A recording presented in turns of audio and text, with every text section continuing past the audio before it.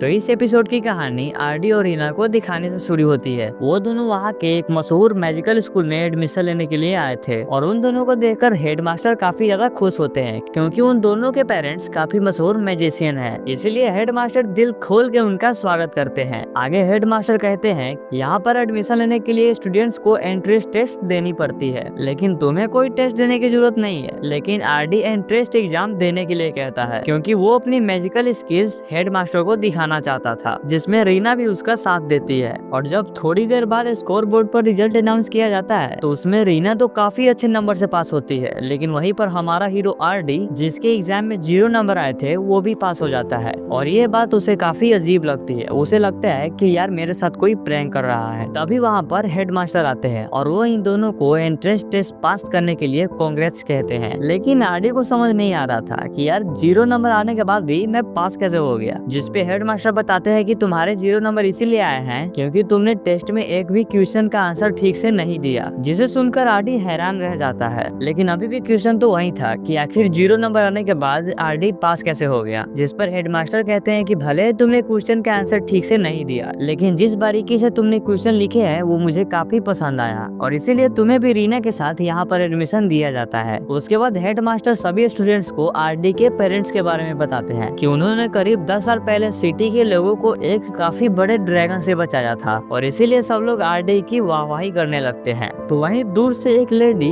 इन दोनों को ऑब्जर्व कर रही थी। तभी सीन कट होता है और वहाँ पर आरडी और रीना अपनी क्लास की ओर जा रहे होते हैं। दोनों ही काफी खुश थे। आगे वो दोनों जैसे ही क्लास में एंटर होते हैं तो क्लास के सारी लड़कियां आरडी को घेर लेती है और क्लास के सारे लड़के रीना को। वे लोग उनके दोस्त बनने के लिए कह रहे थे और वहाँ पर कुछ लोग ऐसे भी थे जिन्हें उन लोगों से जलन हो रही थी। और वहीं पर एक स्पेंसर नाम के लड़का एक गरीब देखने वाली लड़की को बहुत ही तंग कर रहा था और फिर उस बेचारी लड़की को एक जोरदार चाटा भी लगा देता है। उसके हिसाब से वो लड़की एंट्रेंस एग्जाम में चीट करके पास हुई है। ये देखकर रीना और आरडी उस लड़की के लिए खड़े होते हैं और स्पेंसर को उस लड़की से माफी मांगने के लिए बोलते हैं, जिसपे स्पेंसर कहता है मैं किसी से माफी वाफी नहीं मांगने वाला। दरअसल उस लड़की की फैमिली स्पेंसर के फैमिली के यहाँ पर काम करती है, तो इस हिसाब से वो लड़की स्पेंसर की सर्वेंट हुई। लेकिन इसे आरडी और रीना को कोई भी फर्क नहीं पड़ता। वो लोग फिर भी स्पेंसर को उस लड़की से माफी मांगने के लिए कहते हैं। तो इसके लिए स्पेंसर आरडी को फाइट के लिए चैलेंज करता है और कहता है कि अगर तुमने मुझे हरा दिया तो मैं इस लड़की से माफी मांग लूंगा, जिस पर आरडी मान जाता है। तभी एंट्री होती है लेडी ओलिविया की, जो इनकी क्लास टीचर होती है। और लेडी ओलिविया ने स्पेंसर और आरडी के फाइट के बारे में सुन लिया था और इसीलिए उन्होंने फाइट की परमिशन दे देती है। जिसके बाद अगले सीन में हम सारे स्टूडेंट्स को ग्राउंड में देखते हैं, जहाँ पर स्पेंसर और आरडी की फाइट होने वाली है। और स्पेंसर वहाँ पे बड़ी बड़ी बातें कर रहा होता है। वो आरडी से कहता है कि मैं तुम्हें माफ करने वाला था, लेकिन अब लेडी ओलिविया भी चाहती है कि हम फाइट करें, तो अब तुम्हें मेरे मैजिक से कोई नहीं बचा सकता। और इतना कहते ही वो फायर मैजिक से अटैक कर देता है, जो कि काफी पावरफुल था। लेकिन इसे आरडी को एक खरोच तक नहीं आती। वो प्रोटेक्शन वॉल लगा कर बच जाता है। अब ये देखकर स्पेंसर कहता है कि मैंने तो तुम्हें कमजोर समझा था, लेकिन तुम्हें कुछ तो बात है। जिसके बाद से वो मेगा फ्लेम और गीगा फ्लेम नाम के एक मैजिक से आरडी पे अटैक करता है, जो कि बहुत ही पावरफुल मैजिक था। लेकिन आरडी को प्रोटेक्शन वाल इससे ज्यादा पावरफुल थी और आरडी को फिर से कुछ नहीं होता है। और अभी तक आरडी समझ चुका था कि जो फ्लेम्स स्पेंसर ने यूज किए हैं वो बहुत ही नॉर्मल फ्लेम्स थी, ना कि मेगा और गीगा फ्लेम्स। और इसीलिए अब आरडी स्पेंसर को रियल मेगा और गीगा फ्लेम से दर्शन करवाता है। और इस मैजिक के पावर के आगे स्पेंसर टिक नहीं पाता और वो हार मान लेता है। उसके बाद रीना स्पेंसर को उस लड़की से माफी मांगने के लिए कहती है और फिर कहती है कि आज के बाद उस लड़की को कभी भी परेशान मत करना। उसके बाद वो लड़की रीना और आरडी को थैंक्स बोलते हैं। उसके बाद सीन कट होता है, जहाँ पर लेडी ओलिविया अपने स्टूडेंट्स को बता रही होती है कि अब से थ्योरी की क्लास नहीं होगी, सिर्फ और सिर्फ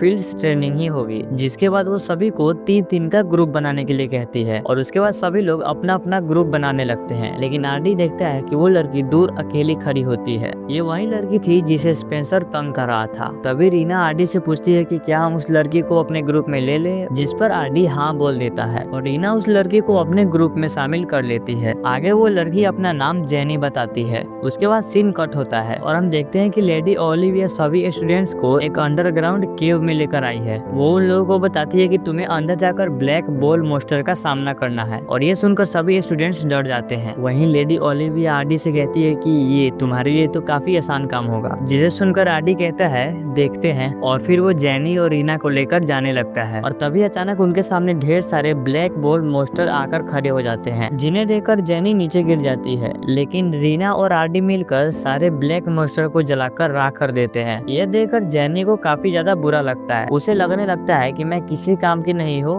और मैं दूसरे के ऊपर बोझ हूँ। उसका सेल्फ कॉन्फिडेंस पूरी तरीके से डाउन था। ये देखकर आरडी को लगता है कि मुझे कुछ करना चाहिए और फिर आरडी उस लड़की से कहता है कि तुम चाहो तो मैं तुम्हें थोड़ा बहुत मैजिक सिखा सकता हूँ। जिस पर जेनी पहले तो डर के मारे मना करने लगती है, लेकिन रीना के कहने के बाद वो मान जाती है और फिर आरडी जेनी को मैजिक यूज करने की बेसिक्स बताने लगता है। वो इसे करके भी दिखाता है, लेकिन जेनी इसे ठीक तरीके से नहीं कर पाती। इसके बाद वो और ज्यादा उदास हो जाती है। उसे लगने लगता है कि मैं तो किसी काम की नहीं हूँ और इस अंडर कॉन्फिडेंस का कारण उसके फ्लैशबैक में छुपा हुआ था, क्योंकि स्पेंसर और उसके दोस्त बचपन से ही उसे बुली करते आ रहे हैं और इसी के कारण उसका कॉन्फिडेंस काफी ज्यादा लो हो गया है। जिसके बाद आरडी उन लड़कियों के स्पिरिट सर्कल का यूज करना सिखाने लगता है और उसका यूज करके जेनी आसानी से एक वोल्फ को ढेर कर देती है। जिसके बाद जेनी के अंदर थोड़ा सा कॉन्फिडेंस आता है और वो काफी ज्यादा खुश होती है। अब उसके बाद जब वो लोग आगे जा रहे थे तो अचानक से वो लोग एक टनल में नीचे गिर जाते हैं और तभी वहाँ पर फ्लोर बॉल्स अपीयर होता है, जो काफी डेंजरस होता है। जिसे देखकर आरडी एक के बाद एक स्पिरिट सर्कल का यूज करके उसकी हालत पतली कर देता है और फिर फाइनल अटैक जेनी को करने के लिए कहता है, जिस पर जेनी डर जाती है और वे उसे मना कर देती है कि मैं ये नहीं कर सकती। लेकिन आरडी उसे मोटिवेट करता है, उसका कॉन्फिडेंस बढ़ाता है और फिर जेनी आगे आकर स्पिरिट सर्कल का यूज करके